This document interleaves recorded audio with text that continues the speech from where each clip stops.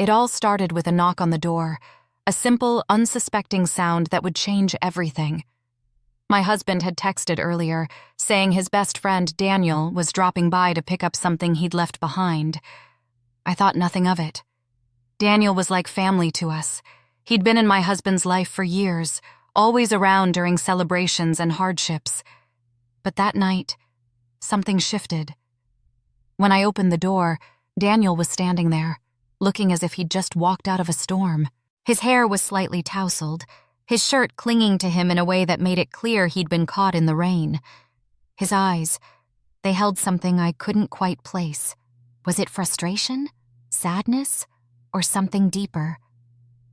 "Come in," I said, stepping aside.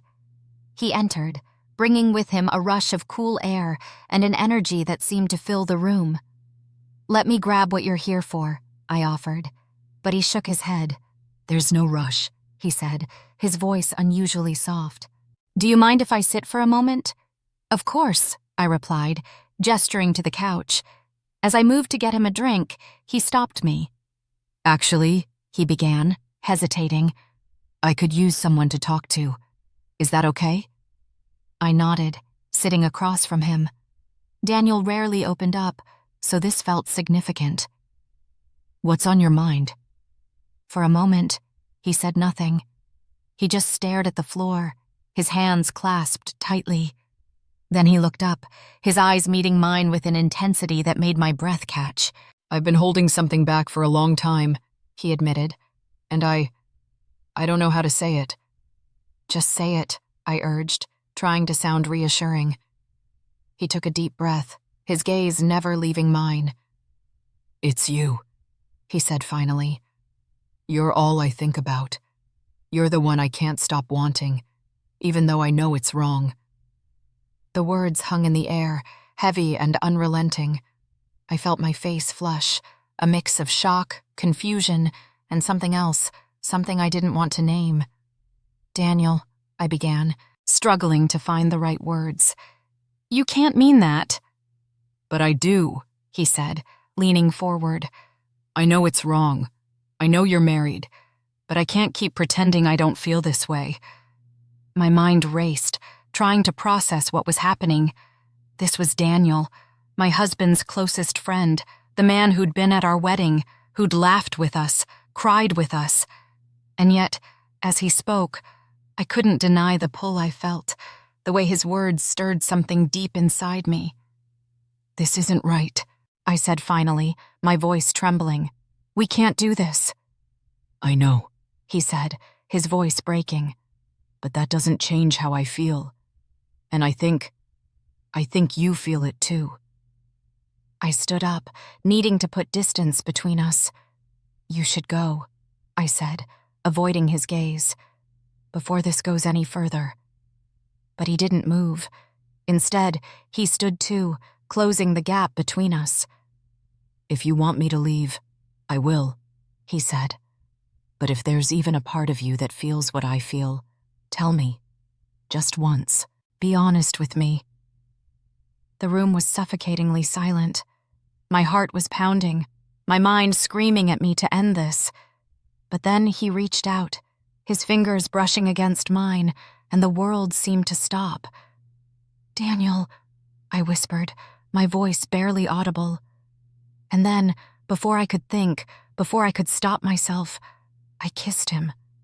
It was a moment of weakness, a surrender to something I couldn't understand but couldn't fight. His lips on mine were both gentle and urgent, filled with a longing that mirrored my own. It lasted only a moment, but it felt like eternity. When I pulled away, reality crashed down around me. "This can't happen," I said, stepping back. "I'm sorry, but this has to stop." He nodded, his eyes filled with a mix of regret and understanding. "I'll go," he said, his voice soft. "But I don't regret telling you how I feel. You needed to know." As he walked to the door, I felt a pang of something I couldn't name. Regret? Longing? Relief? Maybe all three. When the door closed behind him, I leaned against it, my mind a whirlwind of emotions. What had I done? What had I allowed to happen? And why, despite everything, did part of me wish he hadn't left? The rest of the night was a blur. My husband came home, oblivious to the turmoil inside me. I tried to act normal, but every smile felt forced, every word hollow. I knew I'd crossed a line, one that could never be uncrossed, and now I had to live with the consequences. The days that followed were a whirlwind of tension and self-doubt. Every time my husband mentioned Daniel in passing, my stomach twisted into knots. I avoided my phone, terrified of seeing a message from him, but also unable to stop myself from hoping for one. The duality of my emotions was suffocating. One afternoon, as I stood in the kitchen chopping vegetables for dinner, my phone buzzed on the counter. My heart raced as I saw his name on the screen. Against my better judgment, I opened the message. "Can we talk? Just once more. Please." I stared at the screen, my thumb hovering over the keyboard. I knew the right thing to do was to ignore him, to let him fade into the background of my life. But the memory of his touch, his words, his gaze, it all came rushing back, and I found myself typing a response. Not here. Somewhere neutral. Tomorrow morning? When the message was sent, I felt a wave of both relief and regret. I told myself it was just to close the door properly, to ensure there was no lingering confusion. But deep down, I wasn't sure if I believed my own reasoning. The cafe was quiet when I arrived the next morning. I chose a table in the corner, away from prying eyes, and waited. Daniel walked in moments later, his eyes scanning the room until they found me. He hesitated before approaching, as if gauging whether he was welcome. "Thank you for meeting me," he said, as he sat across from me. I nodded, folding my hands tightly in my lap. "We need to be clear about what happened," I said, cutting straight to the point. "It was a mistake." "I know," he said, his voice low. "But it doesn't change how I feel." I looked away, unable to meet his gaze. "It has to change, Daniel. Whatever this is, it can't exist.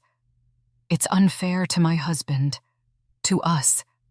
He leaned forward, his expression earnest. "Do you love him? Really love him? Or is it just comfort? Routine?" His words hit me like a punch to the gut. "That's none of your business," I snapped, though the question lingered in my mind. "I just need to know if there's even a sliver of a chance for us," he said, his voice barely above a whisper. "There is no us," I replied, trying to keep my tone firm, but even as I said the words, they felt hollow. The weeks that followed were a fragile balancing act. I threw myself into my marriage, determined to rebuild the emotional bridge I feared I'd burned. I planned date nights, cooked my husband's favorite meals, and laughed at his jokes with a fervor that felt almost desperate. And yet, Daniel remained a shadow in the back of my mind. Every time my phone buzzed, my heart skipped a beat. Every time I saw my husband smile, I felt the weight of my betrayal pressing down on me. One evening, as we sat on the couch watching TV, my husband turned to me. "You've been distant lately," he said, his brow furrowed. "Is everything okay?"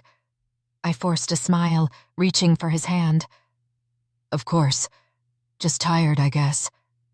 But the way he looked at me told me he wasn't convinced, and that realization terrified me. How long could I keep this charade going before the cracks began to show? The next time Daniel reached out, I didn't respond. I deleted the message without reading it, determined to cut him out of my life completely. But the ache of his absence was almost unbearable. It wasn't just the thrill or the forbidden nature of what we'd shared. It was him. His presence, his understanding, his intensity. But I couldn't have both. I couldn't live two lives. And so, I buried it. Buried him. Buried the part of me that had wanted more, even if it meant living with the ghost of what could have been. Months passed. My husband and I found a new rhythm, one that felt closer to what we'd had in the beginning. But every now and then, in the quiet moments, I'd think of Daniel, of his words, his touch, his gaze, and I'd wonder if I'd made the right choice. Some mistakes leave scars, not because of the pain they caused, but because of the questions they left unanswered. Daniel was one of those scars, and I would carry him with me, silently, for the rest of my life.